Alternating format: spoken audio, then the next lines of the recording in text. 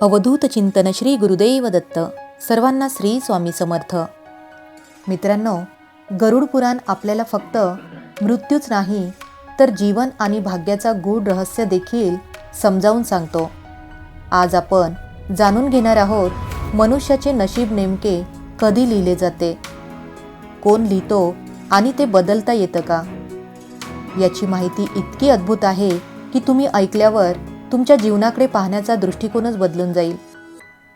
गरुड पुराण सांगते की प्रत्येक जीवाचे भाग्य त्याच्या पूर्वजन्मातील कर्मावर आधारलेले असते. भाग्य म्हणजे देवाने दिलेली शिक्षा नाही, तर भाग्य म्हणजे तुम्ही स्वतःच केलेल्या कर्माचा परतावा.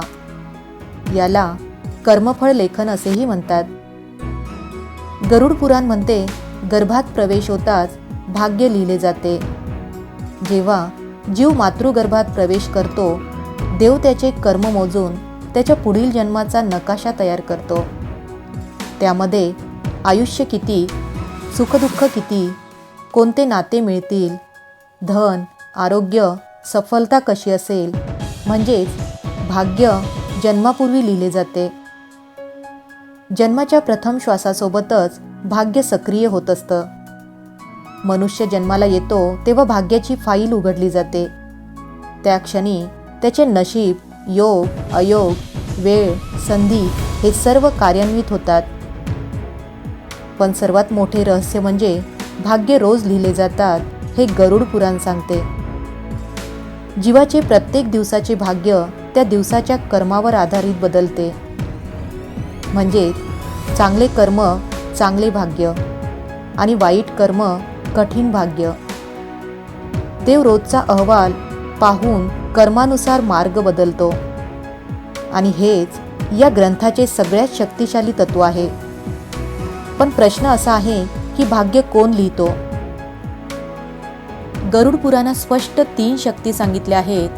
पहिली म्हणजे ब्रह्मदेव, हे आयुष्याची फ्रेम तयार करतात. दुसरे म्हणजे चंद्रमा आणि यम, हे मन, निर्णय आणि कर्मफळाचा मार्ग दाखवतात. आणि तिसरे म्हणजे आपण स्वतः, म्हणजेच प्रत्येक क्षणांचे मार्ग आपण तयार करीत असतो. देव चौकट देतो पण आपण त्यात रंग भरतो. गरुड पुराण सांगते, कर्मापेक्षा मोठे भाग्य नाही. भाग्य कागदावर लिहिलेले असते, पण कर्म ही लिहिणारी पेन असते. नशीब हे स्थिर नाही, ते सतत बदलणारे असते. तुम्ही भक्ती, दान, चांगले कर्म, सत्य आचरण, सेवा हे सुरू केले की नशीब लगेच बदलते. जो नामस्मरण करतो त्याची दुर्भाग्य संपते. गरुड पुराणात दत्त, विष्णू, नारायण यांच्या नामजपाचे विशेष महत्त्व सांगितले आहे. हे सर्व भाग्यावर थेट परिणाम करतात. मित्रांनो, आपण अनेकदा म्हणतो माझं नशीब खराब आहे. पण गरुड पुराण सांगते, तुमचं नशीब खराब नाही, तुमची कर्म अजून सुरू झालेली नाहीत. जिथे भक्ती आहे, जिथे श्रम आहे, जिथे सत्य आहे, तिथे भाग्य बदलायलाच लागतं. तुमच्या हातात लेखणी आहे आणि तुमच्या कर्मात शाई आहे. आजपासून प्रत्येक दिवसाला नवी सुरुवात करा. देव मार्ग दाखवतील आणि भाग्य स्वतः तुमच्यासमोर नतमस्तक होईल. जो नामस्मरण करतो, चांगले कर्म करतो, प्रार्थना करतो, तो स्वतःच्या भाग्यविधाता होतो. मित्रांनो, आज मी तुम्हाला अशी कथा सांगणार आहे जी गरुड पुराणात दिलेल्या भाग्य लेखन तत्वावर आधारित आहे. पण ही कथा तुम्ही आजपर्यंत कुठेही ऐकलेली नसेल. कठीण आहे, खोल आहे आणि जीवन बदलणारी आहे. तर कथेला सुरुवात होती. अतिशय गडद असे यमलोकांचे एक शांत दालन होते. तिथे 3 आत्मे उभे होते. त्यांचा पृथ्वीवरील जन्म काही क्षणांवर आला होता. तिथे एक दिव्य लेखणी चमकत होती. देव दत्तात्रयांचे तेज पसरले होते आणि स्वर्गीय आवाज घुमला की आज या तिघांचे भाग्य लिहिले जाईल. ते 3 आत्मे एकमेकांकडे बघत होते. त्यांचे पृथ्वीवरील जीवन पूर्णपणे वेगळे असणार होते. पहिला आत्मा, देव म्हणाला, तू राजा जन्मशील, धन, ऐश्वर्य, मान सगळं तुला मिळेल, पण तुला कधी समाधान मिळणार नाही, कारण तू इतरांना देण्याचे कर्म केले नव्हते. तो आत्मा हसला. त्याला वाटले भाग्य महान आहे. दुसरा आत्मा साधा गरीब मनुष्य होता. देव दुसऱ्या आत्म्याकडे पाहतात आणि म्हणतात, तू गरीब जन्मशील, पण तुला ज्ञान, शांतता आणि समाधान मिळेल, कारण तू दान आणि सेवा याची बीजे पेरली होतीस. तो आत्मा शांत होता. त्याच्या चेहऱ्यावर समाधान होते. देव तिसऱ्या आत्म्याकडे पाहतात.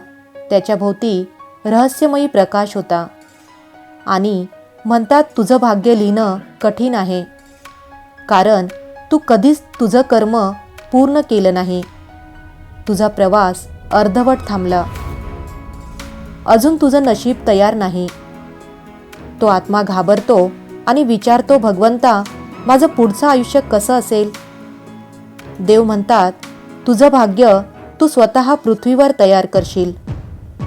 तू घेतलेला प्रत्येक निर्णय तुझ्या नशिबाची नवी ओळ बनेल. तो आत्मा घाबरला. याचा अर्थ त्याच्या हातातच सर्व असेल. पहिला आत्मा त्याच्याकडे सर्व होतं, पण रात्रभर झोप नव्हती. भीती, असुरक्षितता, अहंकार.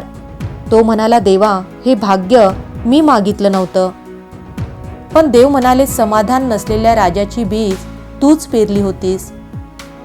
दुसरा आत्मा त्याच्याकडे पैसा नाही, पण आनंद आहे, कारण त्याने आयुष्यात मिळालेल्या प्रत्येक थोड्याशा गोष्टीत देव पाहिला.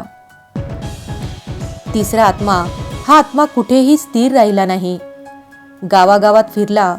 कधी कधी त्याच्याकडे जेवण नव्हते, कधी कधी रात्रभर थंडी, पण त्याच्या डोळ्यात एकच तेज, माझं भाग्य मी शोधणार नाही, मी निर्माण करणार.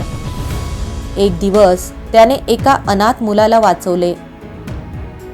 मुलाच्या डोळ्यातून गळालेले 2 अश्रू, याच 2 अश्रूंनी याचे भाग्य बदलून टाकले. देव म्हणाले, आज तुझ्या कर्मांनी पहिली ओळ लिहिली.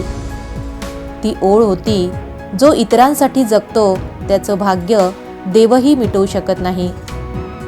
गरुड पुराण सांगते, जन्मापूर्वी भाग्य लिहिले जाते, पण मुख्य भाग आपण पृथ्वीवर घडवतो. देव चौकट लिहितात, पण रंग आपल्याला भरायचा असतो.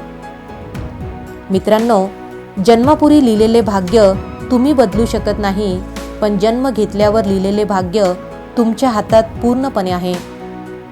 गरुड पुराण सांगते की जन्म नियती आहे, पण जीवन हा निर्णय आहे. आणि म्हणूनच आज निर्णय घ्या, आज कर्म सुरू करा, आणि उद्या तुमच्या भाग्याचा सूर्य स्वतः उगवेल.